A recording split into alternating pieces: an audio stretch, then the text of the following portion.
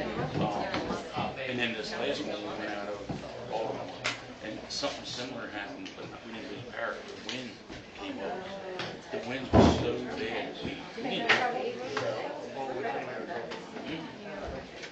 It just, we couldn't report. Because of the winds.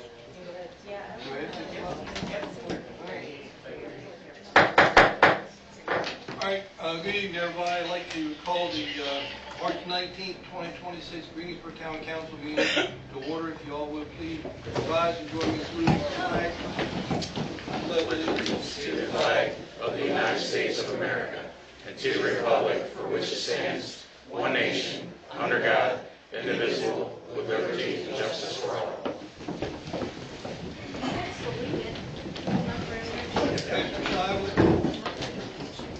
Let us pray. Holy gracious God, we give you thanks for this day, and we thank you for this opportunity to come and gather here at this meeting. We invite the presence of your Spirit to be here with us tonight as we gain information, as we ask questions and have discussions, and just continue to give us a forward path of the way that we all should go. In Jesus' name we pray. Amen. Amen. All right, so at this time I would look for any additions or corrections or amendments to the agenda for tonight. I would like to go ahead and amend the agenda to put the completion of the 2023 audit right after the approval of the minutes. All right, is there a second? I'll second. All in favor?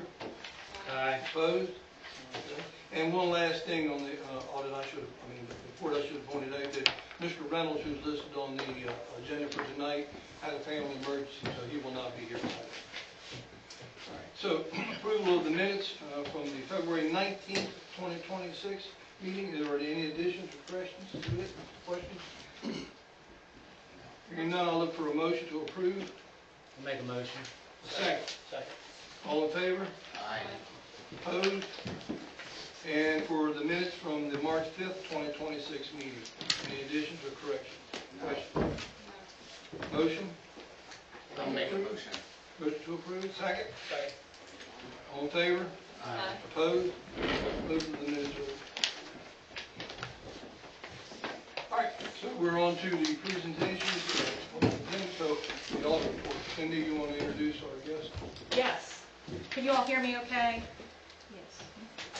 Well, I'm checking in here and see if they can hear me. Hello? Hello? Hello? Can you hear me?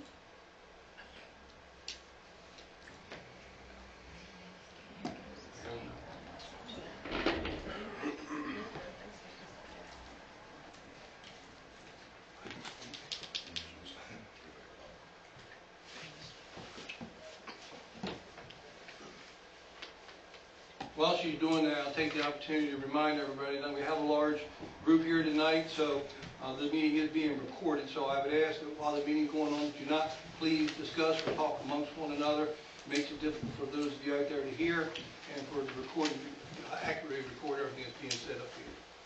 Thank you.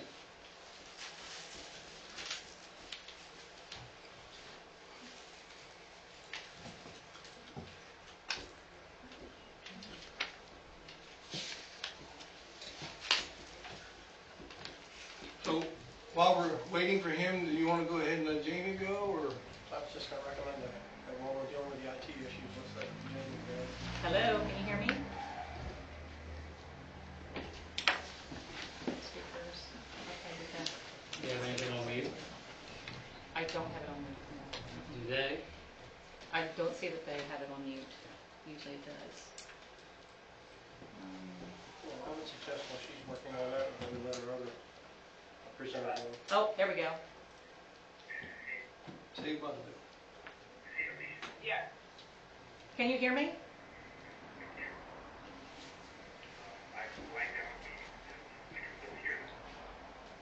I can hear you all if you can hear me.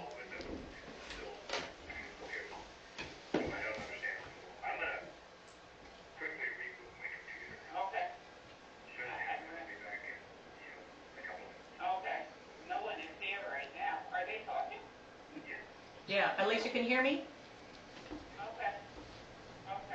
There is a little, you can see it, there's a little issue there on both of theirs. Okay, so I don't know, All right, well, he says it's gonna take a couple minutes, so we'll move on to Jamie Beatty from North County Regional Park to talk with us tonight. Good evening, thanks for having me. The last time I was here with you, I knew we were going to build a park and I wasn't quite sure when. I'm delighted to announce that Tuesday we signed the general contract for construction at North County Park. So that dream, that long dream that we've been carrying for such a long period of time and such a slog is actually coming to fruition, and we should be starting construction within 30 to 45 days. With that said, I'm here tonight to request permission to tap into sewer. Our construction designs, as you know, have us going into the main line that runs under the entry road for sewage for a 4-stall bathroom that we want to construct out of the park. So I know that I sent the plans over. I don't know if there are questions that I can answer, if I'm capable of answering with respect to sewer. Our water is going to be sourced from 2 wells that we're going to put on site, so it's strictly the sewer that we're looking to tap into. So this is the first that I recall hearing about you tapping into the sewer, so maybe my predecessors might remember us reaching an agreement with you. We didn't formalize an agreement, but we had several conversations with the former manager about doing so. I guess that part of our concerns would be the financial aspects Sure. to the town, the cost of hooking into it, and then how would we regulate or have you pay for the usage? I can't answer how you would bill us, but I can answer that we, like any other utility bill, we. Well, I guess that question is probably for Brandon. Brandon, how would we determine the usage, or would we just have to do a flat fee like we do in Gold? Do a flat rate. So how many EDUs would it be? So from our engineering perspective, it's 1. They did the calculations that, again, I apologize, were sent to Tammy a long time ago, but I don't know what that means. I'm by no stretch of the imagination a sewer expert, so I know that it won't be open, unlike a household, it won't be open overnight. We'll be closing during the winter months and deregulating for the winter months, so. Well, the reason that the commissioner asked you that question is that, like in the Goldberg, where we take their sewer down here, it's defined by the EDU. So if you have more than 1 EDU, you pay 2 payments. If it's 3. Okay. But if you only got 1, then that answers that question. Very good. So I'm assuming that the council will have to. I like to look at something. I mean, I like to read up on this. I mean, Okay. we didn't get any information. The only information we got on the park is about the driveway, Yeah.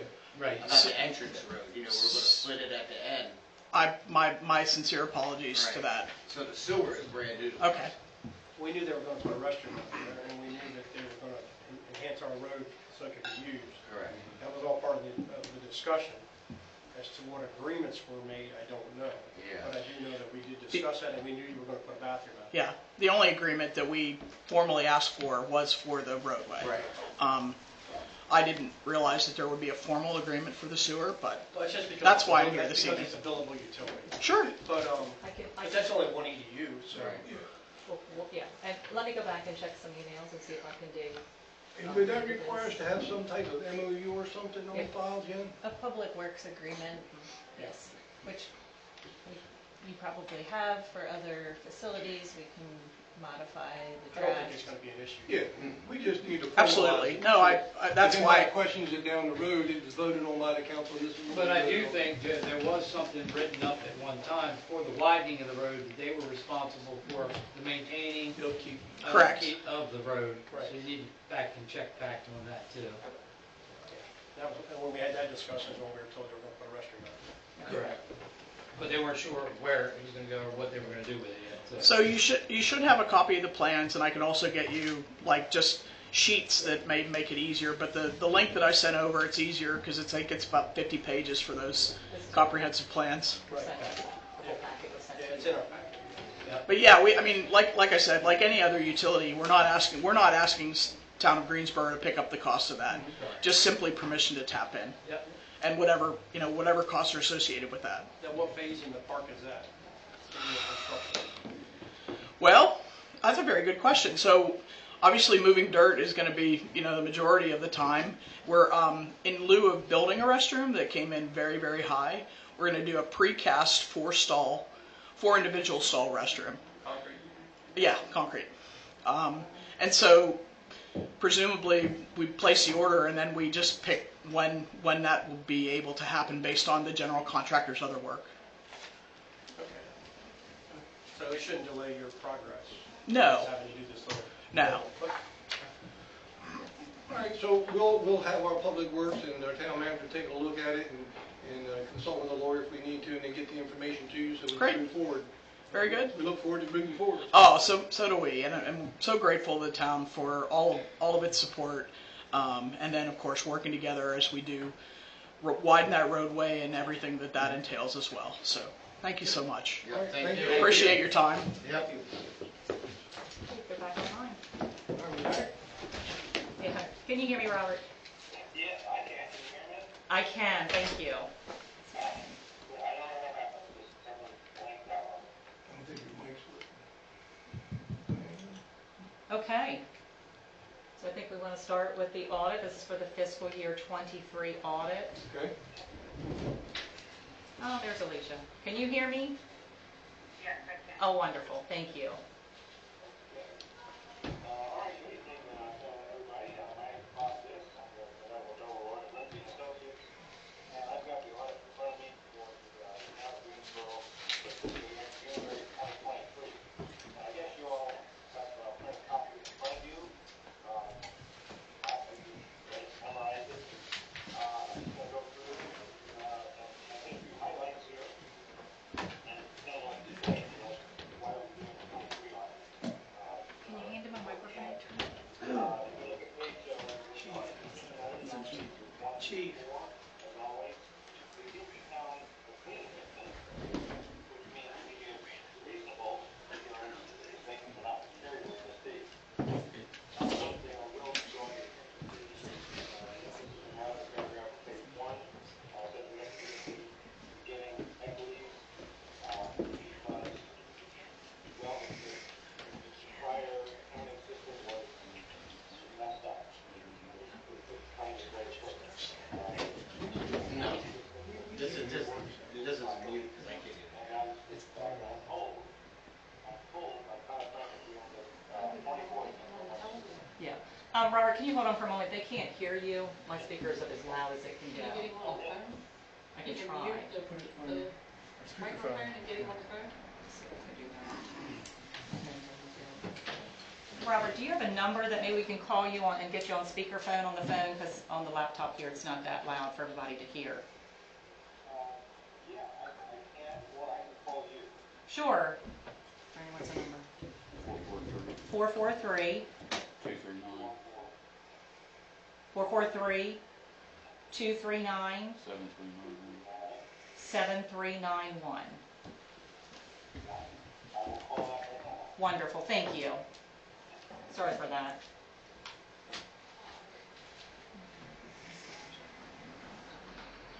You'll need to mute the microphone so it doesn't reverb.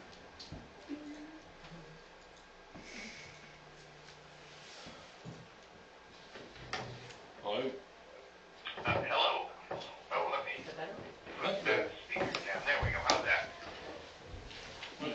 Oh, That sounds I'm good. gonna put you on speakerphone so I can put the phone down. Okay, can you all hear me? Is it better? Great, yes. Okay. Put the phone on speakerphone. I'll bring it over to me.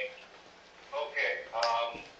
Once again, my name's Bob Diss, and we have Alicia Scarlett on the line as well.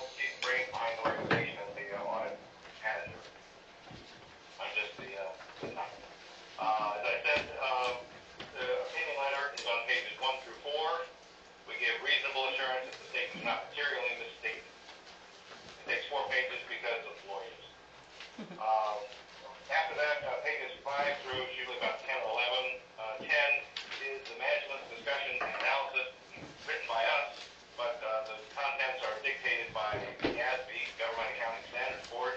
That's what has to be in there. And it's written by management. It just tells the reader whatever they want to know to compare the current year, meaning 23, and compare it to the prior year, 22. The actual statements begin on page 11, and it's important to know that there are two sets of financial statements here, because they're on two different bases of accounting. Again, because the GASB said we have to do it that way.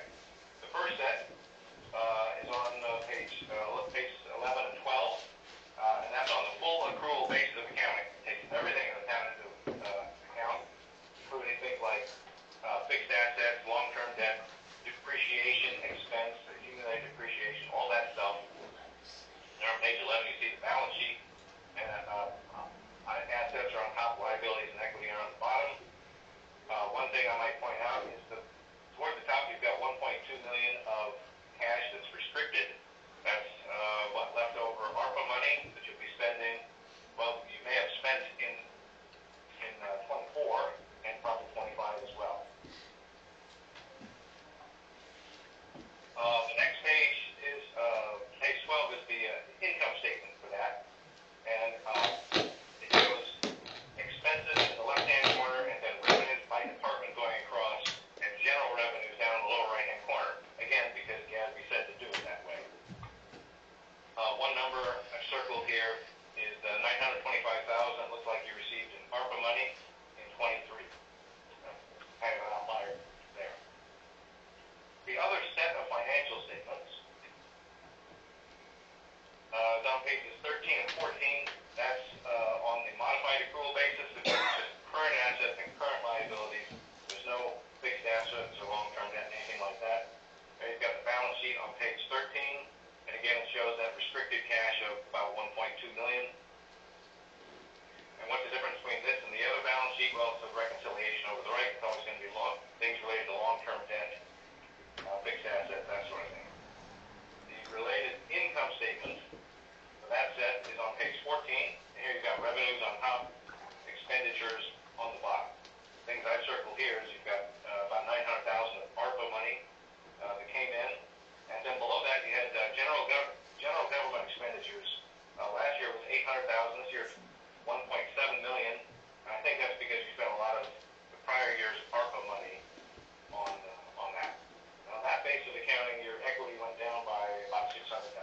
And again, there's a reconciliation over to the right to show what's the difference between this one and the other income statement. Your utility fund, called a proprietary fund, the statements are on pages 15 through 17, where you've got your balance sheet on page 15. I think everything was pretty much the same as last year. I didn't make any notes there. 16 is the income statement. Looks like your expenses for operations went up. It was right at 1 million last year. This year it's about 1.5 million. And then the statement cash flows on page 70. The notes, the statement begin on page 18, and a lot of that is boilerplate, so I'm not going to go over much of that. If somebody has a question, I can mention that. And these are going to be the same as in prior years, so I will skip ahead. To note, page 23, down where it says compensated absences, I will point out that for fiscal year 25, you're required to put sick leave and any comp time on the books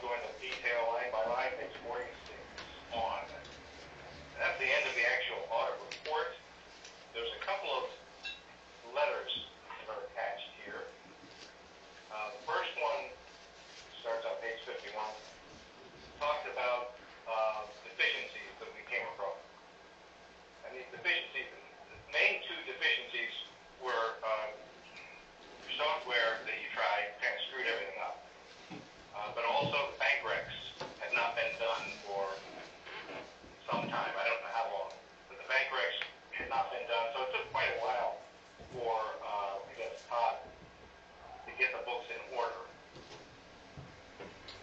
so that we could do the audit. And now, once he says, he assures me that they're in order, it's going to be a lot smoother going forward. We'll get you caught up as soon as we possibly can.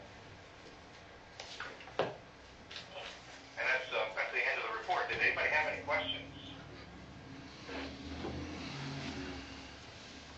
Is anybody still awake? Yeah. I think they're trying to take it all in. Yeah, there's a lot there. There's a lot there. I don't have any questions. I mean, I read this, some of it I understood, some of it I didn't. And he explained some of it. But my only concern, I have no problem with the audit, and I'm glad it's done. Correct. But we have solved our problems now going forward, so that the next audit and the one after that should be, I don't want to say smooth sailing, but less work involved. Yes. Okay. That is my big I concern. couldn't really hear that. So he was talking about just me assuring them that the software that we're using now is going to be current and make the flow of fiscal year 24 and 25 go a little bit smoother. Yeah. I think Todd mentioned you went back to QuickBooks. Correct. Is that right? Yes. Okay, yeah. A lot of our towns use QuickBooks. In fact, I would probably say most of them do. They use QuickBooks, and yeah, as long as it's being used properly, it should be very good to go.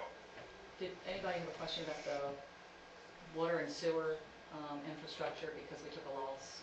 We did. Yeah. So the loss on the infrastructure, I think it was 1.2 million. Let me go to that. There is proprietary fund. There it is. 1.127. Yeah.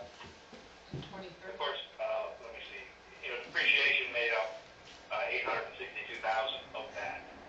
Yeah, you had a lot more. You had like $500,000 more in operations expenses in 23 than you did in 22. And I don't have detail from me what caused that, but that's the reason. Some of them was just basic bookkeeping issues, wasn't it? No. I think that the rates were raised in July of 24, so we may still see some of that in fiscal year 24, but hopefully in fiscal year 25 it should level out. But some of that was due to the reed beds being cleaned out. That was an expense. Church Street. Pump that we had to replace out there was a lot. So, and I think that we replaced the pump out as well too, didn't we? Muffin Monster as well. Correct. So, yep. So we weren't taking in as much as we needed to pay for the expenses. So, and for the council's benefit, I think you were telling me the other day that you're almost finished re-entering the data for 24, so we should be close to being able to send that off for. Right. All of the data has been entered for 24. Now they've asked us to go in and do a breakdown of all of the revenue. So that's what we're working on. We had a meeting today with Todd, and it's to make sure that we've got it all broken down by GL code for him. We obtained a report from MCSJ, but it was one big running report. It's like 40 pages long. So I have to go down and pull out each code and with the input totals on Put it. them in a different. Correct. Do we have anything for Robert? I don't have any. Let me ask you a question. Is 24 going to be a single audit, which means you spent at least $750,000 of that ARPA money? Absolutely. Oh, it will be. Okay. Yeah, there shouldn't be a problem with that. I'm pretty sure most of it was spent in 24. Okay, so there will be a single audit. That will entail a little bit extra of testing, and there'll be an extra report, and some reporting that has to do. There's an online thing you do as well. Okay. All right, any other questions from anybody? Well, we thank you very much. All right. Thank you so much, and thank you for dialing in. I appreciate it. Thank you all very much, and we look forward to continuing with 24 and 25. Awesome. And if you go to the MML, you'll see me out there. Okay, I'll see you there. Okay. All right. All Take right. care, everybody. Thank you. Thank you.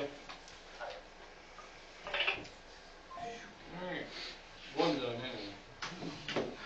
All right, so now we'll move on to the public hearings that we've advertised. The first one is 2026-0-1, which is an ordinance of the town of Greensboro to amend the Greensboro Town Code Chapter 13, to clarify the responsibility of property owners abutting a sidewalk. Is there anybody here that would like to testify to this ordinance?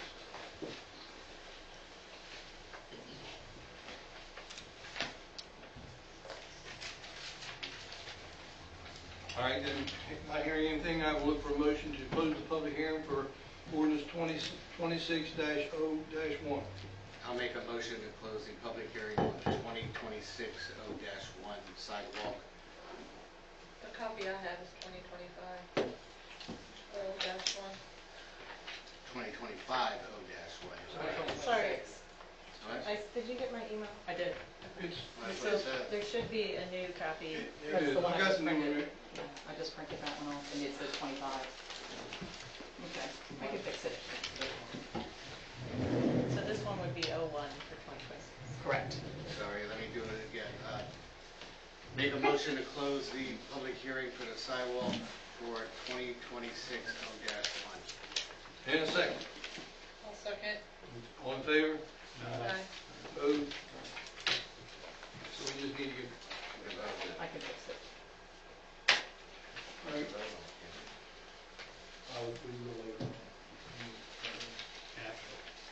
It's listed to be voted on. All right, the second public hearing is for ordinance 2026-0-2, which is ordinance of the town of Greensboro amending chapter 13 of the Greensboro Town Code titled Streets and Sidewalks to establish a process and standards for construction, excavation, maintenance, and other activities related to public utilities in the town's roads, sidewalks, and right-of-ways. So that is now open. Is there anybody who would like to address this, speak to this ordinance?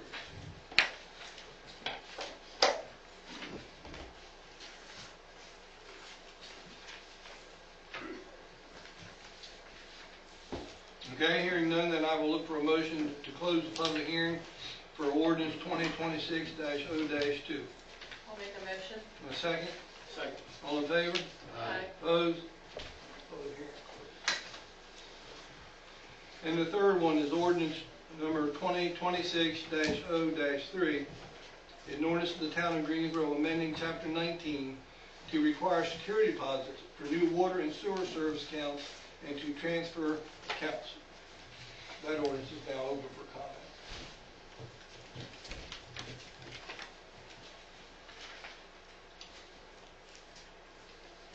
Hearing none, I'll look for a motion to close the public hearing for ordinance 2026-0-3. Make a motion. A second? Second. All in favor? Aye. Opposed? That public hearing is closed. And the fourth one is ordinance 2026-0-4, an ordinance of the town of Greensboro to amend Article 6 of the Greensboro Town Code to provide that water meters must be installed for each dwelling unit in a multi-family residential building in town. That one is now open for public comment.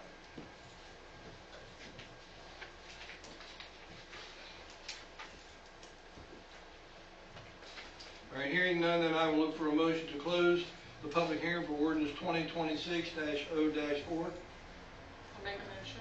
A second? Second. All in favor? Aye. Opposed? Meeting is closed. And the final one is ordinance 2026-0-5. An ordinance of the town of Greensboro to amend the Greensboro Town Code, Chapter 5, titled Occupancy Permits, to clarify and strengthen town requirements for use and occupancy permits for new construction and rental properties, and to clarify when outside inspections are acceptable. Are there any comments related to this?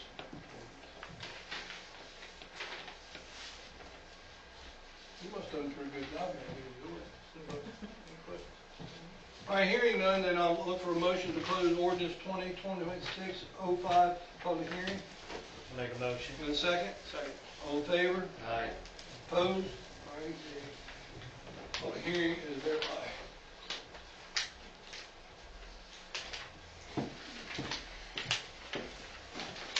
Bear with me just a minute, all kinds of stuff.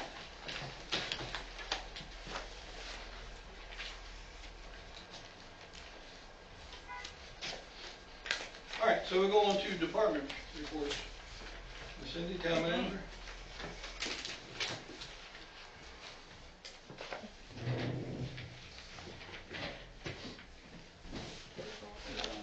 Huh?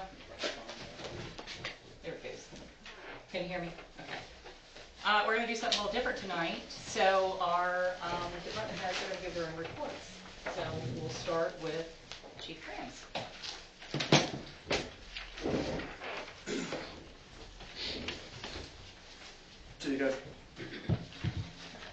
So you guys have the, is that very nice? So you guys have the stats from February. However, I will go over the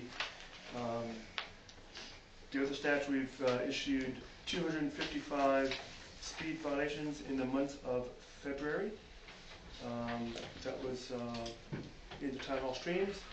Under training assignments, Officer Eckel, he went to radar and LiDAR training, February 10th through the 11th.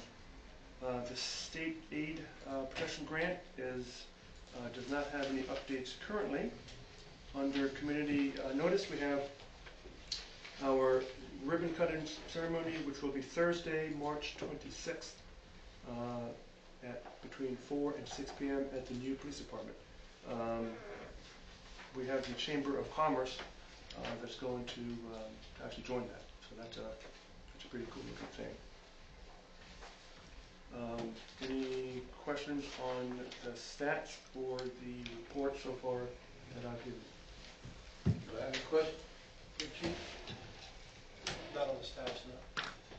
Okay. Any questions on anything else? Are you done your report, chief? Or?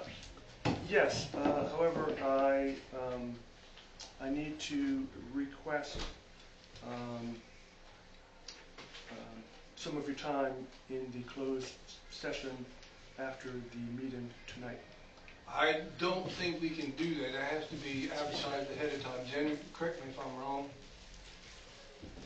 If we can do it, that's fine, but I thought we couldn't. You all have a chain of command request process, but there's no law that says you can't address it. You can just, when you go into closed session, you would announce that the legal advice or police security for the town, whatever the actual reason is, but you all do have a chain of command request policy for that.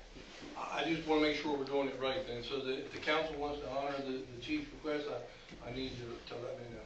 I'd like to honor the chief's request. All right, everybody in favor of that, say aye. Aye. And opposed? There you go. Thank you very much. Did you have something else? You might, I think Yeah, I had a question. So, Yes. the Chevy, canine car, Yes. are you taking the word caution canine off that truck? Yes. Okay. I saw the name was gone, Yes. but the other was still there. So, Because I have no intention of getting another dog. no. Well, you didn't have intention on the first dog either. That's correct. I agree with you, yes. Yes, those words will be Okay, I just was curious. I didn't know if it was on your agenda or not. Yes. Thank you. Are you next, Brandon? All right. So we completed all the renovations down at the police station. We had a water leak out on North Main last month that ended up being a lead joint on a bell. Go bad. We got pictures, of course, for the lead and copper inventory. Had snow removal, and we threw in an extra brush pickup that resulted into 33 loads of brush throughout town from the storm.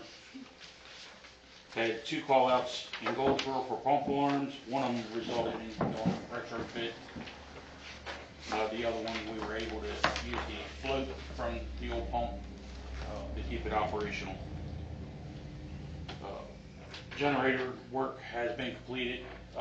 Come to find out, it's back online and ended up being a lot cheaper than the quote that we had to get approved, because when the guy got in there doing work, he found out that magically a wire got unplugged. no speculation, but nobody else messes with it in the generator. The HMI replacement has been completed at the wastewater plant. All that's back up online as well. The SBR blower on pump number 2 went up. We did have a spare. That pump had, that's the first time that pump's actually went up in the last 9 years. The SBR 1 went up last year, the year before, and we were able to send that one off the hills to get, we ended up rebuilding that pump. Later on, we need to discuss about that pump number 2, if we're going to rebuild it or get a new one. And then Craig's been working out there under Todd's guidance, and he's taken on a lot more of the maintenance than what we have been doing in the past. Out there, you mean by the water? The wastewater plant, yeah. Some of the projects that were completed were the lights at the boat ramp got installed, and the pavers were installed and completed. Today, the paving got completed. The boat ramp's still off limits right now, but hopefully maybe tomorrow, if worst case scenario Monday. I just got to find out when they're going to stripe everything. And Jesse Sutton Park has been closed. We started on some of the site work out there, and going to meet with Cindy hopefully next week to go over some plans for what we're going The to. tree broke off going down that pathway back there. Was that on our property or? Yep. Okay. I saw it. And we took care of that. What's the time frame for completion of that park? Do you have one? Jesse Sutton? Yes. Okay, I was just curious. I know you're in the early phases. I just didn't know if you had some type of time frame. Yeah, I'll have to go back and we'll look at them. Do you have any idea how many loads of brush you hauled out of here from the storm? You said 33. 33 was from just the residents. We literally just got done the parks, and that was over 20 loads that we were able to. I know there was a lot. Greatly appreciated, but I'm sure that a lot of the people had trouble removing all that. All right. Anyone else have any questions for Brandon? I have an easy one tonight. So under finance, of course, we completed the fiscal year 23 audit. We are now focused on the fiscal year 24 and 25. Right now, we're probably about 90% ready for fiscal year 24 to send that over to the auditors. There's a few more things that we need to look at. One of them will be in that revenue report that we're working on. And of course, town hall staff is diligently working on the fiscal year 25 now, as we try to move forward to hopefully have all of this done by June. That's our goal. I'm currently working on the budget for fiscal year 26. So hopefully next Thursday when we have our first meeting, you'll get a glimpse of what the budget's going to look like, and it's going to look like something that you've not seen before. So hopefully you'll be able to, this will be a clear line item budget that'll be easier to read. Community events, we've got the Catch Up with Coffee with Kim and Pete on March the 28th right here at 10 a.m. We've got the annual autism event, which is scheduled for April the 25th. And then we've got our fishing derby event scheduled for June the 6th. Volunteers and sponsors are needed for that. And that's all I have, unless you have any questions. I do have one question. When can the information that I've been requesting be planned to be received prior to the audit? I can't answer that. Okay. That's been handled by legal, and a response has been given. I know reply was supplied, so. All right. Anybody else have any questions for the town manager? Jen, you have anything for us?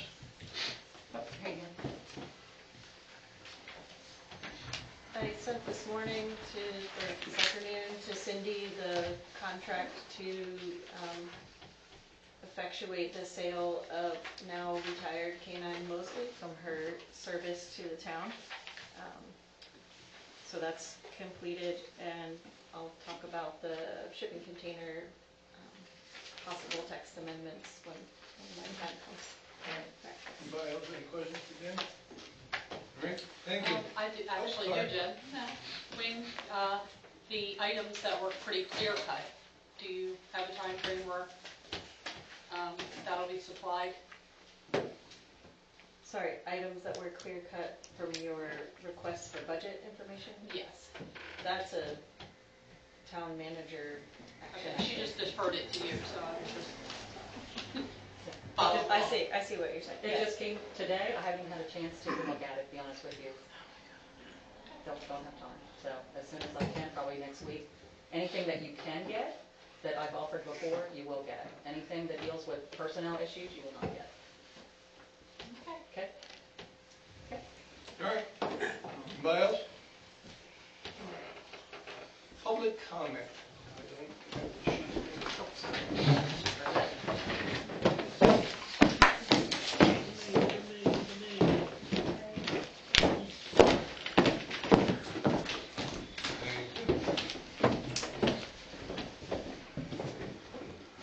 Joanna Tyler?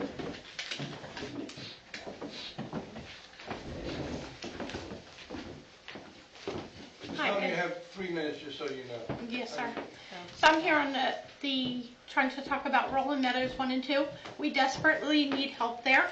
There's a lot of drugs, a lot of corruption, and if you're not per se in their little clique there, they retaliate against you. I have a 7-year-old granddaughter that almost passed away last year. Mold, ceilings falling in, maintenance is horrible. I have letters from University of Maryland pediatricians asking them simply just vacuum my HVAC system, change the filters every month. I was told no, not going to happen. We do not get what we pay for there at all. Where do we turn to? Who can we help? I've called Senator Hughes, very big help. Still getting nowhere. Called Senator Hershey, no answer. Where do we go now? Who's going to help us back there? And they have retaliated.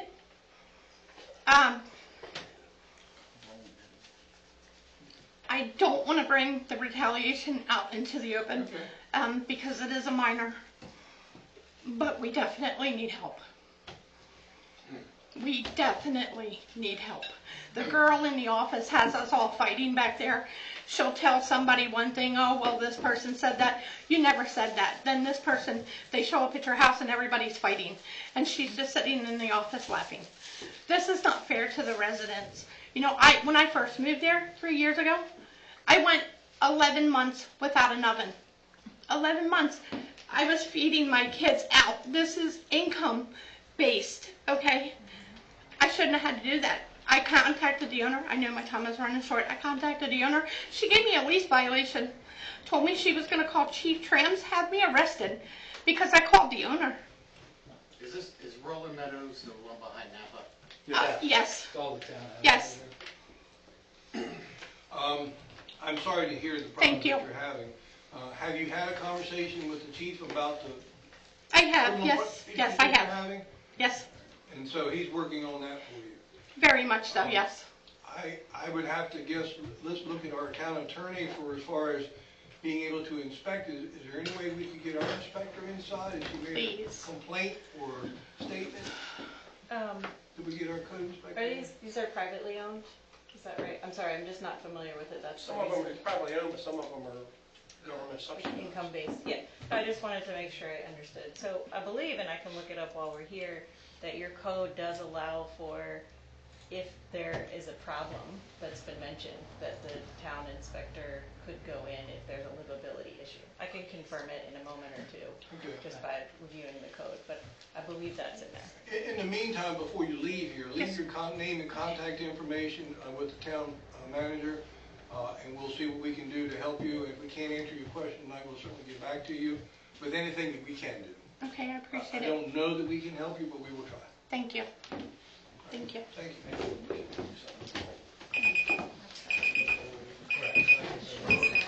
Mr. Schaffner. Where you at?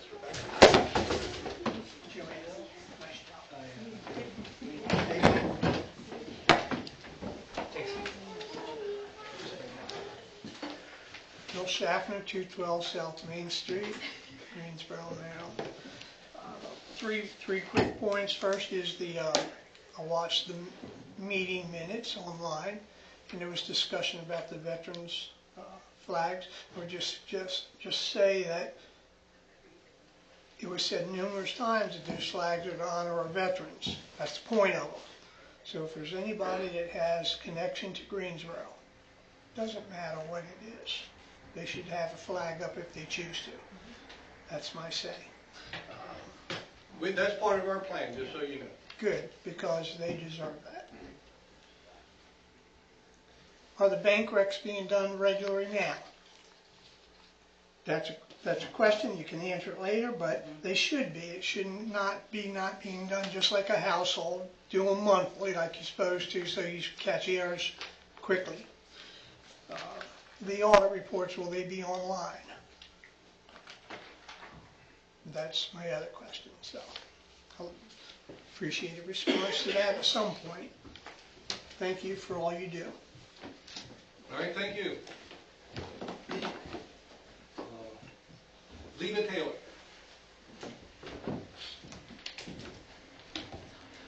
Hello, Hello. my name's Leva Taylor. I have missed a couple meetings due to family business, but I know that you missed me in my presence, and I'm going to talk about your favorite topic. I have watched the meeting minutes in order to keep up. I know the last meeting I was at was January 15th. There was talk about a code committee, possibly something so that way it's not brought up, that it could go through the charter. So that way every meeting is not discussion about old charters versus what the townspeople think should be the new charters. That being said, in my own personal business, I also, after I brought it up to you about my daughter's car and I became code compliant and put the tarp over it, I got another violation on January 20th. So that was about a month later. Cindy and I handled it, and then I got another one on March 3rd. And he rang my doorbell this time, and he wanted to chat with me. I was at work, and I said, thanks for trying to talk to me, but that's code compliant. So I think there's like miscommunication or confusion as to what our own code is versus what they believe the code is or how they're following it. Once I told him that I was code compliant and spoke with Cindy personally, and it's there, he did leave, and he was nice and everything, but it just kind of adds more to the chaos about this code enforcement on what needs to be new, what's old, what are we following, what are we not following. So that's all that fun stuff. And then with that, because I was visited 3 times, is there anywhere that we can find that actual the habitual people that are not complying, do we ever actually take them to court like we threaten we do? Just because we can see the habitual offenders. Everybody in town knows who they are, and because the things have not changed visually. We have the threat of taking them, but have we actually done it? And then I guess I have to talk with Chief Trams about the speed camera, and I know a lot of our funding made from that went to renovate the police department, but I was curious about additional funding because you were making some bank over there with the speed camera. I'm like, what is the intentions and where that money is intended to go? And then after that, I only have 10 seconds left, but we never really got a formal explanation as townspeople as to where Mosley and the sergeant went. We know he asked for a private session, and then she was announced that she was retired. So as townspeople, it kind of came off a little sneaky or, gossipy, what's going on, and it led the rumor mill to go crazy over that topic. That's all. Well, thank you. And typically we don't respond to public comment, but I'm not going to let you leave here not getting some answer to things that I can answer. The K-9 was retired at the request of the handler. Right. So there wasn't nothing going on right. sneaky about that. I meant his presence being gone all of a sudden and no That's a announcement. personnel issue that we Right. cannot discuss here. Right, And I figured it was would hope that- confidentiality. I would hope that the town managers had a conversation with the code enforcement officer so we don't repeat the issues that you've had before. It just adds to the code enforcement chaos. Yeah, well, it is problematic. Yeah, okay. Thank you. Thank you. Paula Turner. Hi, good evening. Paula Turner, 113 Maple Avenue. I called in and nothing's been done. I wanted to talk about Taylor's Garage at the corner of Park and Sunset. 3 mornings a week, I take Park across from Maple because I work in Denton 3 days a week. And 2 of those 3 days, the front end of my car was almost taken off by another car because Mr. Taylor has the cars all lined up that you have to pull past the white line where the county, state, whoever says you should stop. And I couldn't. I had to roll out into the road because double and triple cars he had sitting there. Sometimes there's nothing there, and other times for weeks on end, there's cars just almost on top of one another on that corner. And something really needs to be done. There's people that live across the street that have children playing out in the yard, and that could really be ugly. I don't like the word lawsuit, but people are so happy these days. Thank you. All right, thank you. So Chief Trump, could you visit that, because you have the authority if something is obstructing the vision to require action to be taken. So you would take a look at that for us? I will take care of that, yes, sir. In your backyard? Huh? It's in your new backyard? It is. Speaking of Taylor's Garage backyard, have you seen it? All right, so nobody else for public comments or? They don't care. All right. So now we're moving into old business, and the first item under old business is for you to consider voting on the 5 ordinances that we went through a while ago for the public hearing. So we'll go with the first one, which is ordinance 2025-0-1. 26, because I'm reading the thing what it says, I'm sorry. 2026-0-1. Do I need to read that out loud again, Jen?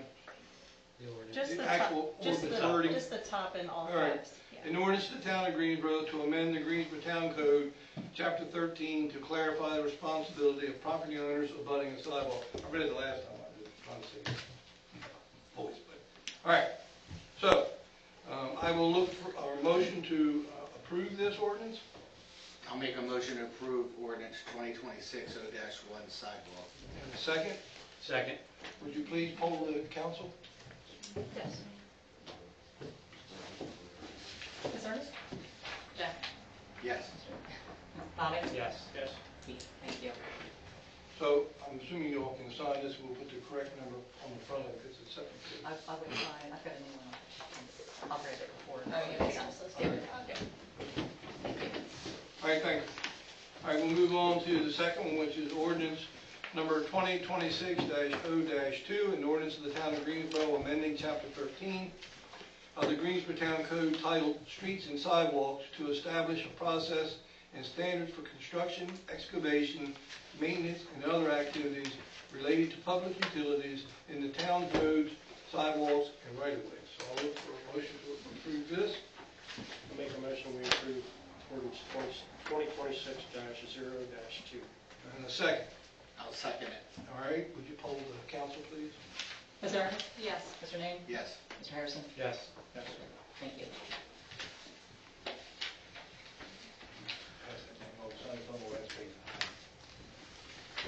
And the next one is ordinance number 2026-0-3, an ordinance of the town of Greensboro amending chapter 19 to require the security deposits for new water and sewer service accounts and to transfer accounts. I'll look for a motion to approve.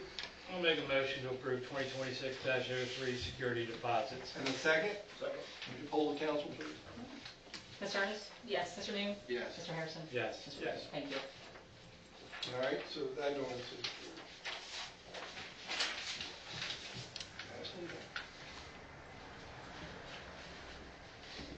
minutes catch up a little bit, because then we'll lose them.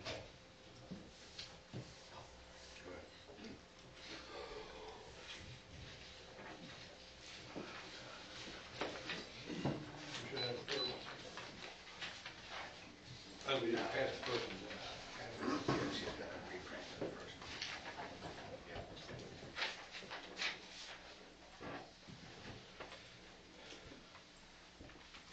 Till we're done with these, just hold on to that, if you don't mind, please, Pete.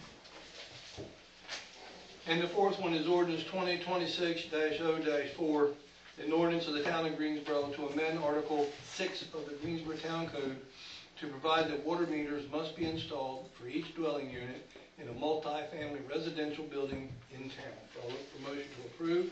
I'll make a motion to approve 2026-0-4 multi-dwelling meters. I'll second it. All right, would you poll the council, please? Mr. Ernest? Yes. Mr. Name? Yes. Mr. Harrison? Yes. Mr. Rhodes? Thank you. And the last one is ordinance 2026-0-5, an ordinance of the town of Greensboro to amend the Greensboro Town Code, Chapter 5, titled Occupancy Permits, to clarify and strengthen town requirements for use and occupancy permits for new construction and rental properties, and to clarify when outside inspections are acceptable. Look for a motion to approve. I'll make a motion. I'll second it. Poll the council. Mr. Ernest? Yes. Mr. Name? Yes. Mr. Harrison? Yes. Mr. Rhodes? Thank you.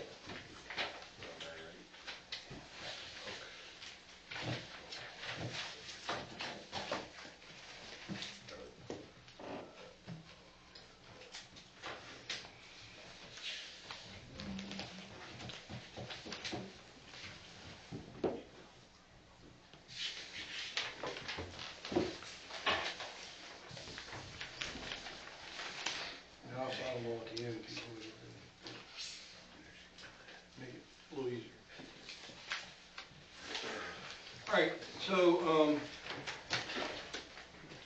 while they're doing that, we'll go ahead and go into the next item on the agenda, which is review the town code on how shipping containers can be allowed to stay longer in commercial and industrial zoning districts.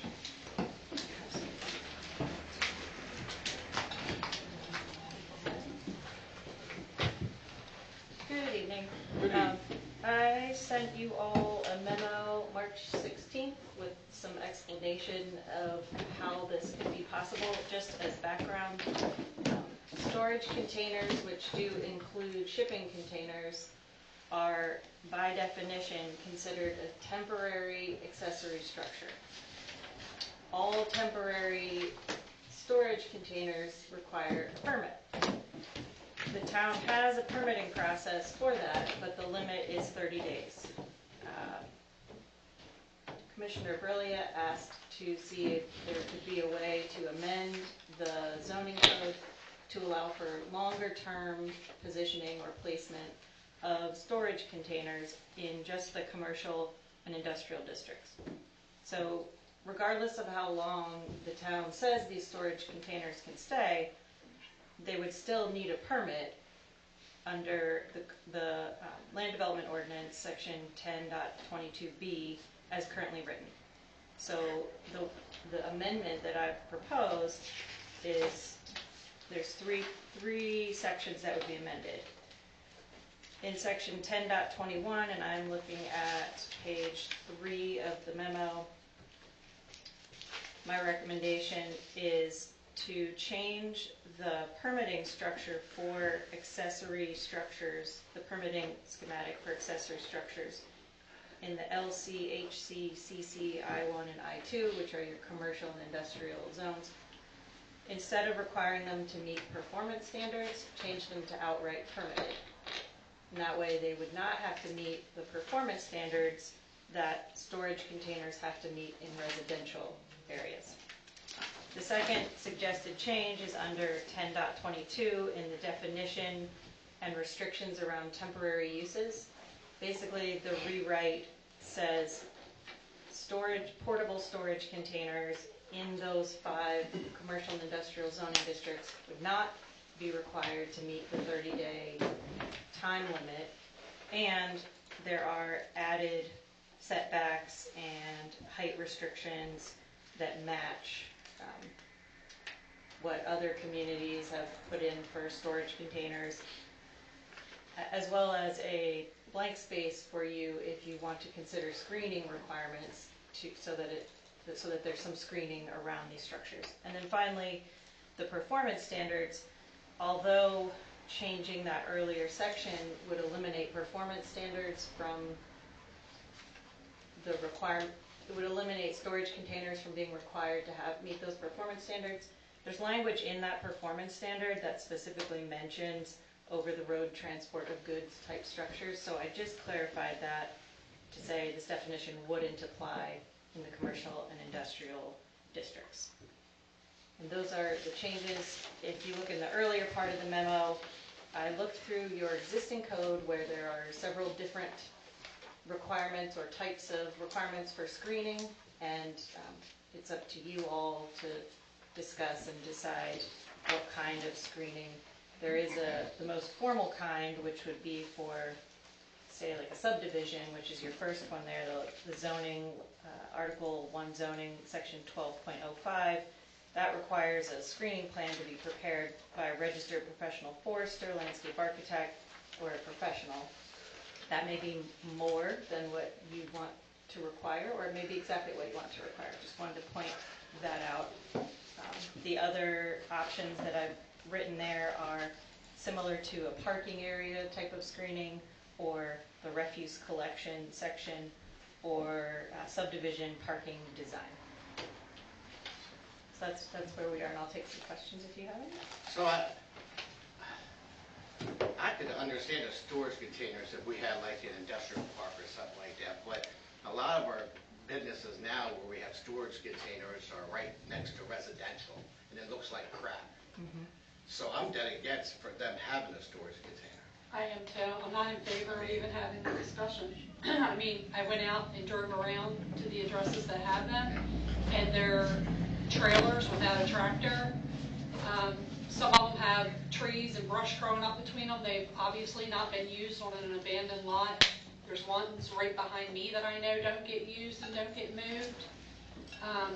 One of them could easily use a shed as opposed to the trailer.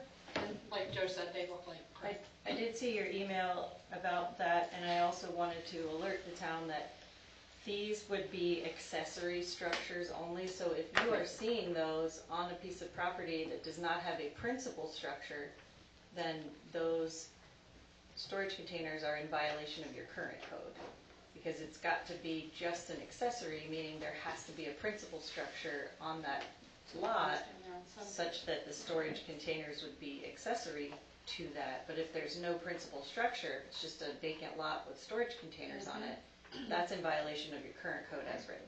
Okay, there is So, one. like to the old pet boat plant where they have places out there now, if they have a tractor trailer bed out there, that's in violation of what you're saying? Yes. Yep. If they place a sea container, shipping container, or a pod, if there is no principal structure, and I'm sorry, I'm not as familiar with. Well, it's a business. Sure. So they got a principal. If they have a principal structure, and if they have placed any kind of portable storage unit there with your current code for more than 30 days without a permit, then they are in violation. Though the changes that I went through and figured out would allow for the placement of those containers longer term. The implementation suggestion I made is adding a section to your permit where the person could check off, this is going into a commercial or industrial district. I acknowledge the time limits wouldn't be in place. The only thing that you could do if there's a problem where the thing is not being maintained, it's not screened, if there are other zoning violations on the property, that's when you could limit Well, their use. the two that Ms. Ernest talked about out on Sunset are in a parking lot, and so there's no principal structure there, so they're in violation, and I'm not in favor of them. What I'm concerned about is the people who have had a business here in town forever and have been allowed to have these. We just went down this path with those in the residential area. I'm trying not to go down that again to restrict somebody who has a commercial, so somebody might not even want to bring a commercial business in here if these things aren't allowed to come in.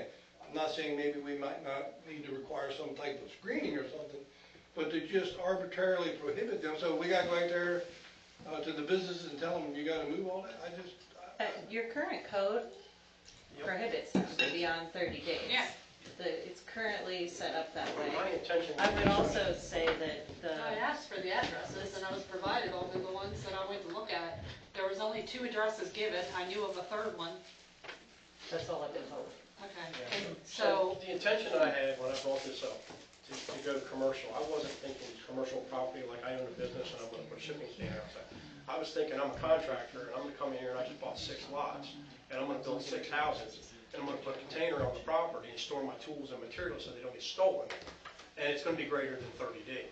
I was thinking of a commercial application for that type of stuff. Well, that is allowed in all of the districts as long as there's a permit. The 30 days can be extended by permission of the mayor and council.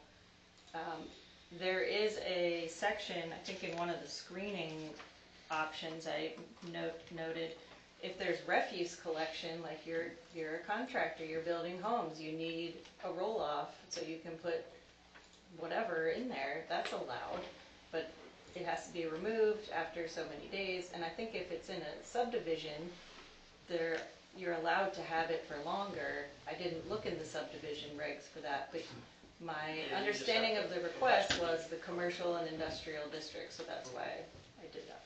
Yeah, that was my time. I was just thinking about, we got people coming in here building houses and stuff. Correct. You know, and you put a And container the there, existing they're here code for 30 days. can allow for that, they just have to get the permit and get permission and then let the council know.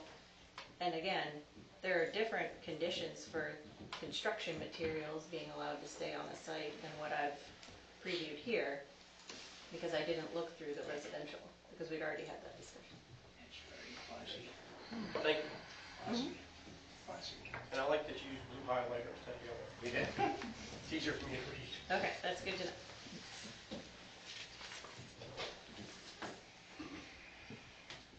so I don't think we need to entertain it. Well, this is just open for discussion right now. So, I guess we've discussed it, and if nobody wants to make a motion to consider one of the options that the town attorney has provided with us, then I guess we just die. Well, I mean, it's just like you said, the tractor trailers, they pull in, drop their trailers, you can't screen it. A 6-foot fence is all we allow. They're taller than 6 foot, you're still gonna see them, just like anybody's shipping container. So they're in violation, they need to be pulled out. Just follow the code. Okay. That's it. Anything further? All right, thank you for the information. Sure.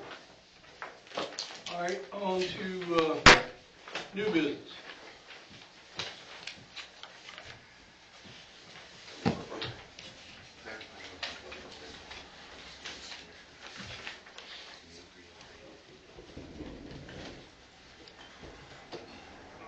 So, I guess, are we introducing 26-0-6? I don't have it in front of me to read. 47. So this is an ordinance of the town of Greensboro to amend chapter 19, section 19 of the Greensboro Town Code to clarify the conditions under which the sewer portion of a utility bill may be abated due to a water leak. Is somebody willing to sponsor this or to introduce it? Yeah, I'll sponsor it. Do you want me to say anything, or it's pretty? You can, just so that they, because all we're doing is introducing, at least they can have, they can consider it while they're thinking about it. So your current code does allow, if there is a verified water leak, your current code does allow for an abatement of sewer charges during that period of time when the leak was happening. This particular ordinance would add some language to change the abatement period time. So it's item number 5 in chapter 19, section 19. The abatement period shall be for a period Originally, it was not exceeding 60 days or 2 billing periods, and there was some concern about ambiguity there, so it now reads a period of 30 days, or for the period of time between when the owner or resident was notified of the possibility of the presence of a leak and when the leak was fixed, whichever is shorter. So 30 days or the leaking time, whichever is shorter, is the abatement or credit that folks would get for a water leak on their sewer bill. Right. And then the second one, may I have those? I'll give it to you. It was also sent to you too in your laptop. It was right behind the one that just gave you. All right. Paper clipping. Ordinance number 2026-0-7, an ordinance of the Town of Greensboro to amend Chapter 4, Section 2 of the Greensboro Town Code to extend the number of days over which continued violation of any element of Chapter 4, titled Property Maintenance, constitutes a separate offense from 1 to 5 days. We talked about this in the past. So would somebody like to sponsor this? I'll sponsor it. And would you like to speak to this just for the audience benefit, Jen? Sure. This one's even more succinct, so everything you read basically says what it is. But right now, most of the property maintenance violations, if they don't have a specific time period listed under that particular violation, every day that a violation occurs is a new offense. So you start with $100, then $200. I think it goes up to $400, and then it's like $400 a day, what have you. The council discussed extending that time period that is considered a new offense from 1 day to 5 days. So now every 5 days that you're in violation, the amount would go up to whatever the max is, not every 1 day. And if I recall the conversation, I think the council felt that doing every day was kind of an overkill. We don't get the money, so it's a waste of time. All right. Thank you for those two. All right, Public Works Supervisor Contract Addendum.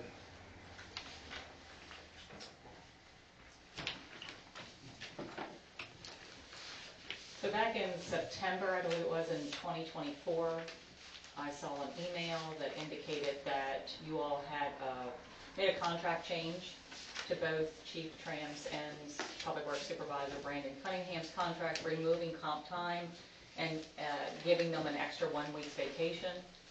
When we went back and looked, we couldn't find anything in the minutes or any agenda item.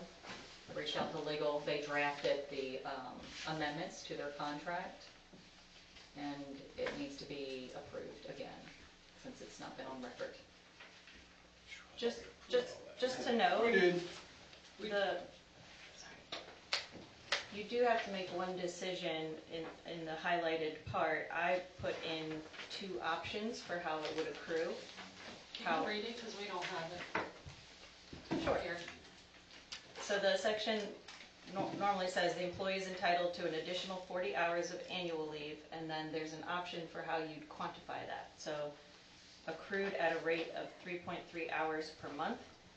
I should note, I think your personnel manual says that leave is accrued on the bi-monthly pay period, so that would show up every other pay period, I think, if you went monthly.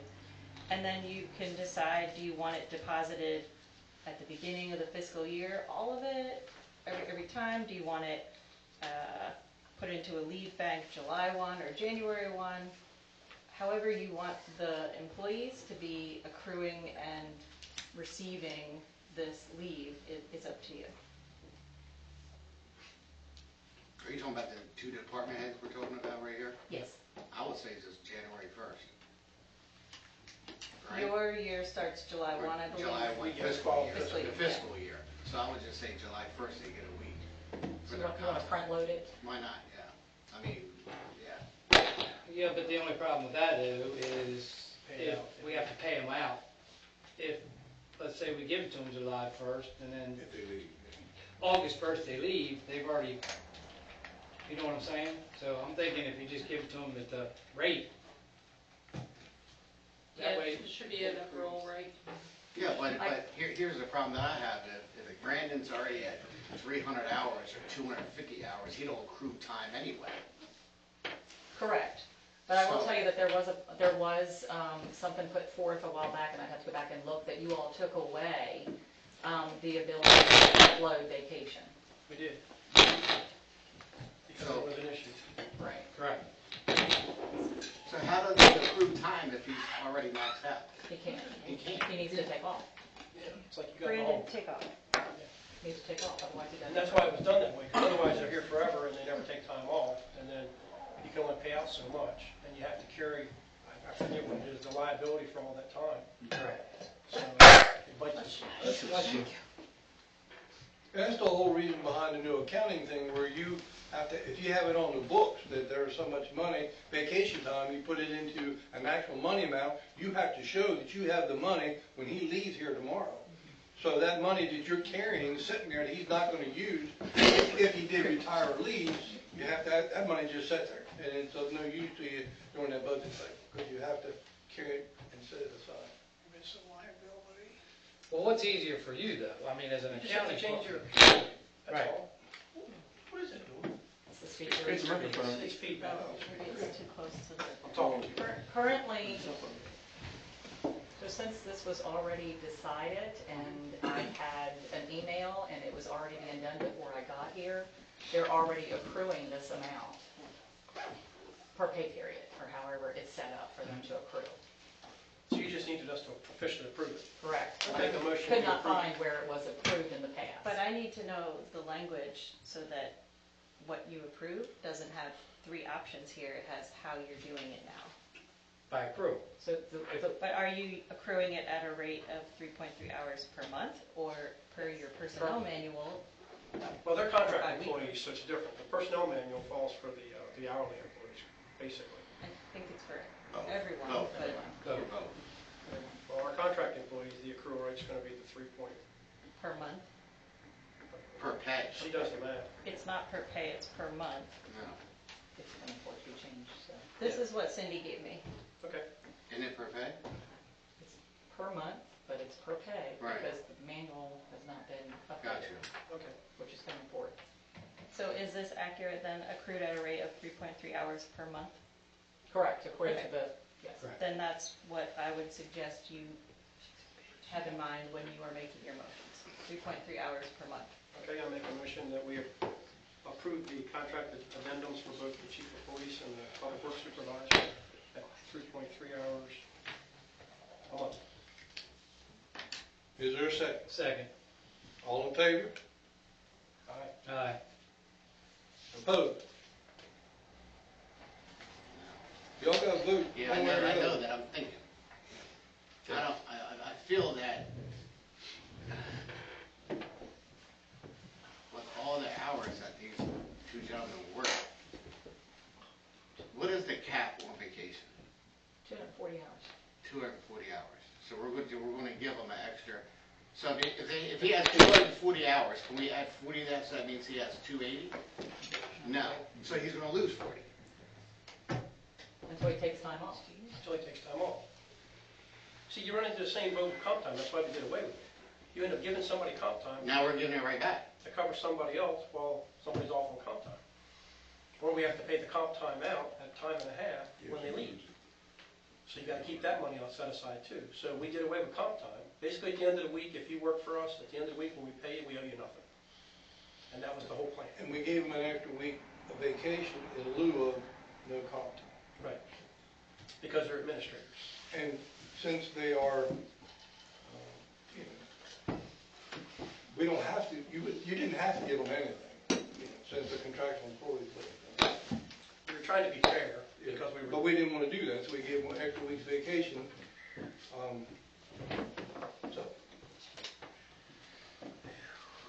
So they've been getting it all along. So- We're only talking about this because we can't find any writing. Who made the motion? Pete, And then who seconded? I did. Okay, and who has voted? You two? they did. Would you poll the council, please?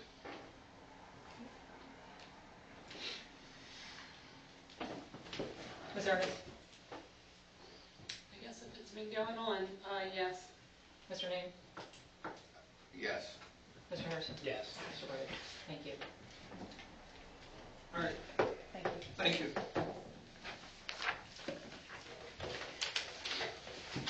All right, discussion of Civic Plus.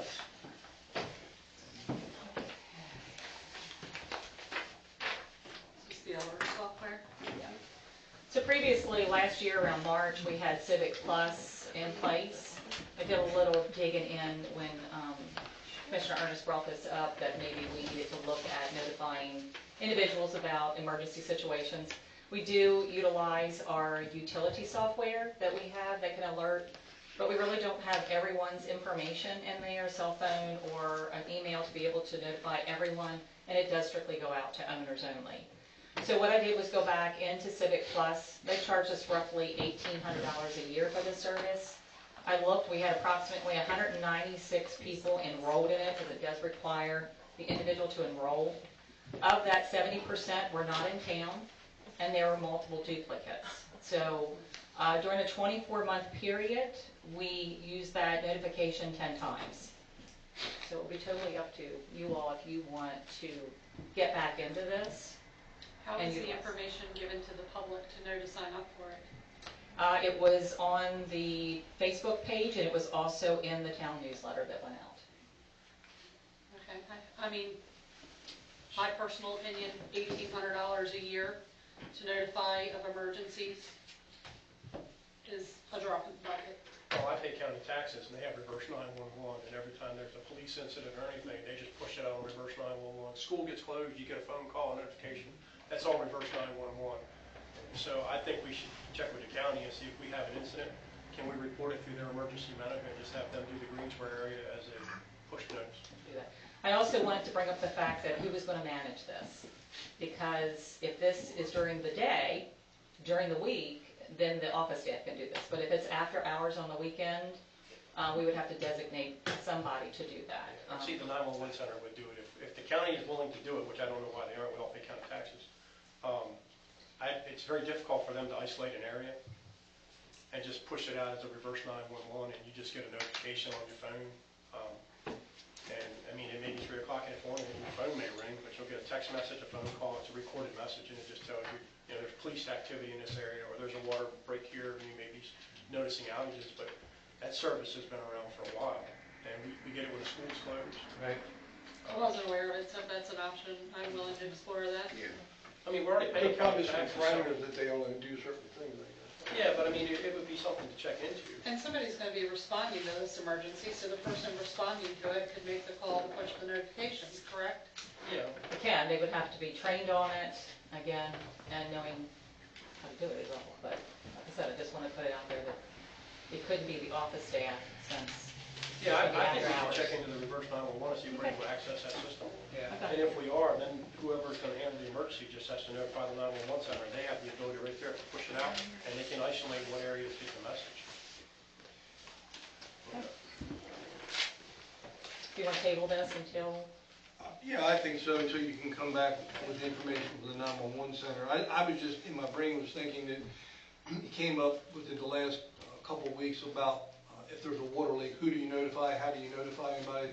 So I just wanted to put it out on the record here, because not everybody sees it. We put it out on Facebook and sent it out, but can you tell them how that happens and who answered the phone and so forth, so just so it's out there? So currently, we do have the Public Works phone. So if you call the Public Works, it does go to the person on call, to their cell phone. You can also call Central Dispatch, who will then also call whoever's on call. When I get notified from Public Works that there's an emergency, then I do an emergency post on Facebook. No Brenda, matter I what just it want is. to make sure I'm not going crazy. At one point, when we had an issue, I asked you who we call, and you said dial 911, right? So when did this number come about for Public Works? Because I never knew about it. And I think we did a flyer, we posted it on Facebook, when to call 911 and when to call Central Dispatch. And I think it has to be in a life-threatening situation, not just a water leak, because like I said, that's something that we can handle. You call Central Dispatch, they're going to call whoever's on call and get them out on the the scene of whatever it It's is. just a point of contact. If you can't remember the number, just call 911 and say, hey, I live in Greensboro, there's a water leak here at such and such an address. Yeah. They have the resources right there to call whoever's on call. Yeah, They're going to call that number. I think part of the confusion too is there was something on the Facebook page about a water leak, I forget, Whiteleysburg Road, but that doesn't equate to residents as to what areas are going to be affected. So there were people on Greensboro Road messaging saying they didn't have any water. Why was that? They aren't going to put two and two together that a leak on Whiteleysburg Road made them be without water. So that's kind of what brought all this up. Yeah, unfortunately for that, the water was literally shooting up, so it was an emergency situation where they had to cut it off and really couldn't notify everybody quickly after hours, so that was a unique situation where that happened, so yeah. Okay. I'll check with Riverwatch 911. So I know that the staff is aware of the potential issues, and they're making sure they try to do the best they can to notify those that are affected in a timely fashion. So thank you for bringing it up. Resolution 2026 R1, a resolution of the Town of Greensboro adopting town council rules and order of business. That's that little thing on the wall over there. So there's been some questions about that, so we wanted to put that to bed one last time again in a public setting for the council to approve. Tonight we're just going to talk about it, we're not going to vote on it. You can, I mean, it's a resolution, you do not have to introduce the way you do an ordinance. So we can go ahead and vote on it. Yeah, I just want you to, could I have the microphone? Yep. I just wanted to call your attention to the rules for the meetings and workshops. At our last meeting, there was a discussion about whether public comment got 3 minutes or 10 minutes. In your... It wasn't public comment, it was those on the agenda. Right.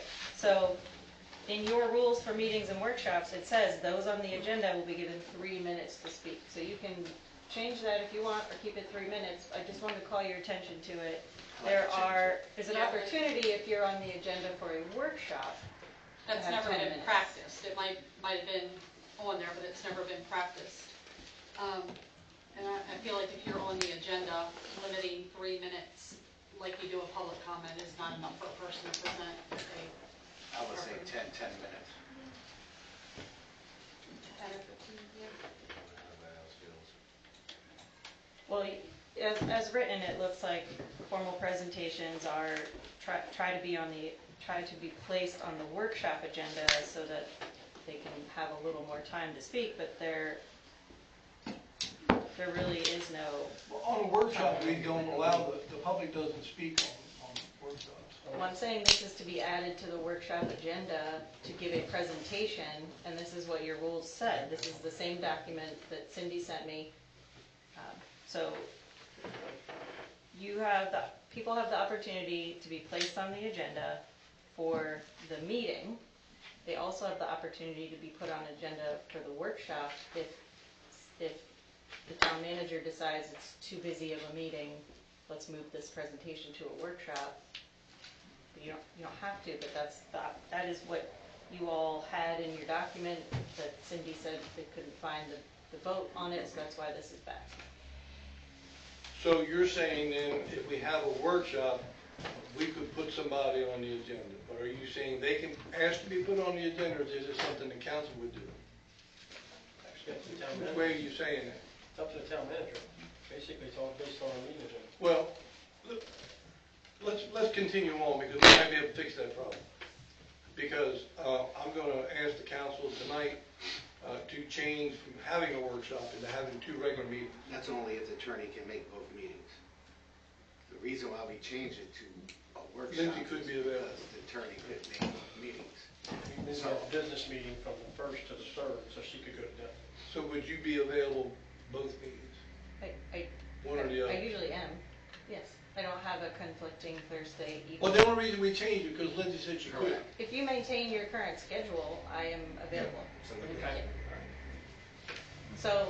That would fix the public workshop thing, well, Okay. unless we had a special Well, one. what I can do then is take this back and delete the section that says work session, since you'll be having 2 public meetings, and then you can revisit the modified version at your next meeting and decide from there. Now, let me know if there's something you spotted in here that's unclear, that you want me. I would like to ask the council if we could change if you're on the agenda, that you get at least 10 minutes to speak. I mean, we've had people in here doing the, Well, we've had people go on for a long time. we have, and I think 10 minutes 10 is more than enough time to give people, you know, because we have all, like tonight was supposed to be the CASA thing. That could be, you could run on, you know, for, Well, that's a presentation. I think that more of an agenda item has been people coming forth with issues that they want to discuss.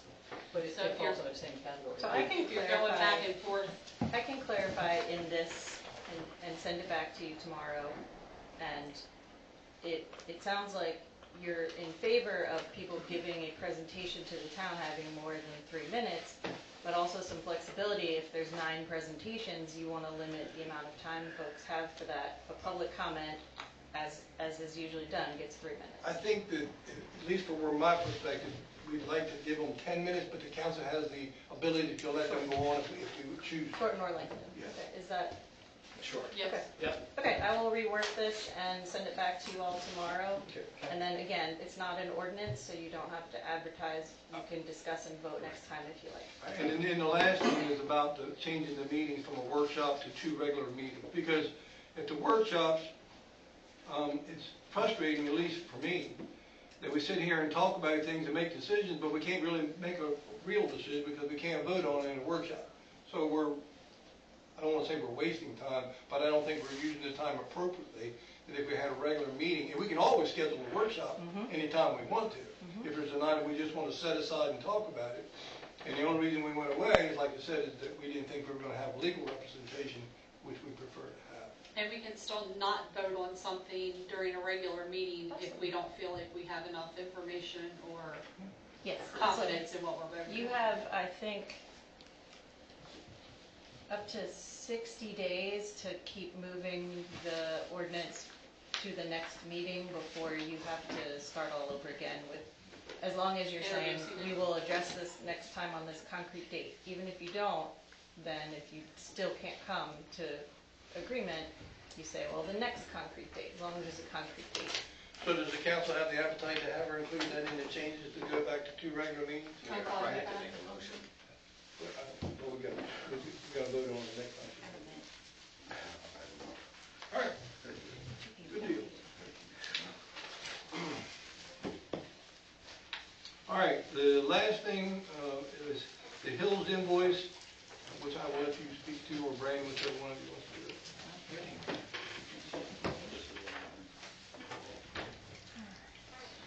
So earlier discussed about the pump going up.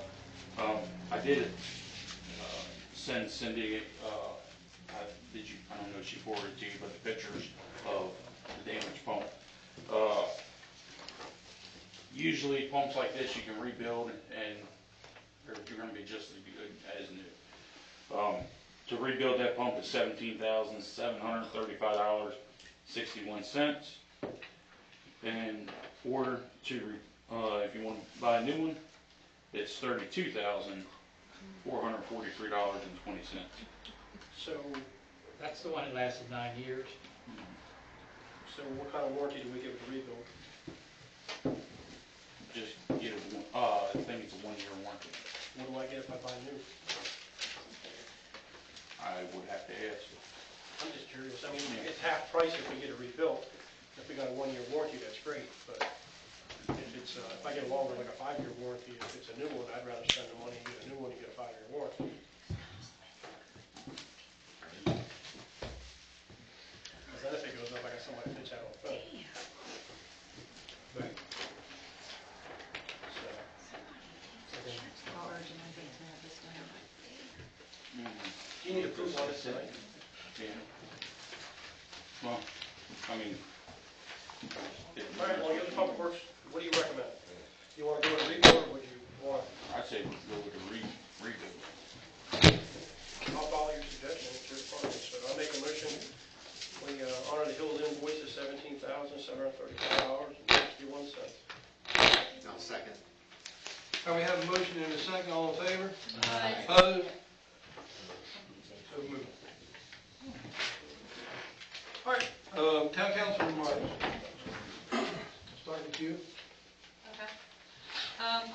wanted to go on the record and state that I have been asking for information regarding the budget and being able to make sound decisions. And I've gotten some resistance, gotten some legal advice, still fighting that battle. And just wanted to go on record and say that I'm not going to be making any decisions, budgetary decisions, until those requests are satisfied legally. Okay, Joe? Let me see, I had a couple of citizens call me in reference to solicitors in town, especially the people in reference to the electric bills. They were out today. Yeah, Chief, if you can enforce that, they do need a permit. Yes. I heard they're really demanding, opening up Nasty. your door, pretty nasty to the public. Kick them out of town, please, if they don't have a permit. They get dropped off by a person and the young kids with a lanyard, and they say that we're from New Mountain Power and we're trying to save you, up to 10%. I've actually encountered quite a few. I told them to beat feet, but they get dropped off and then they're told to go to the neighborhoods. But we'll stay on that. One other thing, I did have the opportunity to go to the elementary school and see the basketball program that Mr. Cunningham is coaching. And it's amazing how many kids have turned out. It's Monday night, Tuesday night, and Wednesday night. It's just amazing the smiles on these kids' face. I mean, it gives them something to do, and they're off the street. So Brandon, everybody who's involved in that program, thank them again for me. I'll be making my appearance again probably next week. All right. Yep. That's all I got. Just the autism awareness, we already spoke about April 25th. Fishing derby, we need volunteers, so if y'all want to be there, come help out. Just want to thank everybody for attending tonight. It's probably the largest attendance we've had in a long time, and I do appreciate it. And with the upcoming holidays and the weather changing, enjoy the weather, spend more time outside, and make family memories. All right, I will look for a motion to move into executive session, closed session to consult with legal counsel regarding potential litigation and enforcement strategies related to the town of Goldsboro and other legal matters pursuant to 3-305B7. I will make a motion to move into closed session. Second? Second. In favor? Aye. Opposed?